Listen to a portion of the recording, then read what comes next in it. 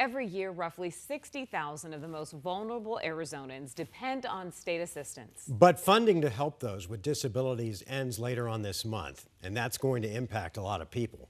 The I-Team's Craig Harris spoke with a Phoenix mother who's desperate and pleading for help. With curly blonde hair, soft blue eyes, and constantly on the go, Dominic looks and acts like any 6-year-old boy. His mom, Sean Cutting, wishes that was so. Dominic has level 3 autism and has significant trouble communicating. He functions as if he was 2 or 3, according to his mom. The state's Division for Developmental Disabilities covers his speech, occupational, and behavioral therapies, and it pays for his mom to provide at-home care. All of those services could be cut April 30th. That's when the state's DDD program runs out of money. What will happen if there's no funding past April? I won't be able to pay my bills. I could possibly lose my home. Dominic and his therapy, could lose his ABA therapy, which has helped him tolerate peers, helped him talk. A spike in Arizonans relying on disability programs has resulted in a $122 million shortfall. That's what's needed to keep programs running in May and June. Much of the increased cost has come from massive growth in the Parents as Paid Caregivers program. The program also helps children and adults with autism, cerebral palsy, Down syndrome, and other developmental disabilities. Governor Katie Hobbs, a Democrat, has asked the Republican-controlled legislature to provide the additional funds.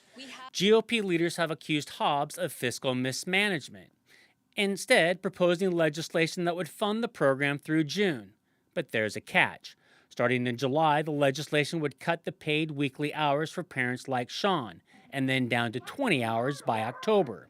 Parents could seek help from other care workers, but Sean says that won't work for most families. If they cut my hours to 20 hours a week, I won't be able to find providers. They say we're supposed to find backup providers, but there's not backup providers available. That's why there's the parent paid caregiver program, because there's a shortage. Sean, a single mom, added she tried putting her son in childcare so she could work. She said he got kicked out because of his special needs, and once came home with a black eye. They want us to get people to come in for the rest of the 49 hours that Dominic's approved for to take care of him, and then they want me to go get a job, but I can't get a job because of the little hours of therapy he goes to school.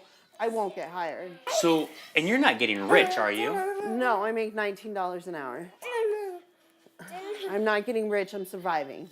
That Republican plan will be heard at 10 a.m. on Tuesday, when identical bills will be heard in the House and the Senate.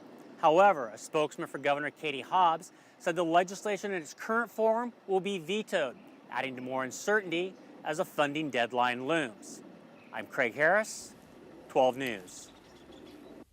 All right, Craig, thank you.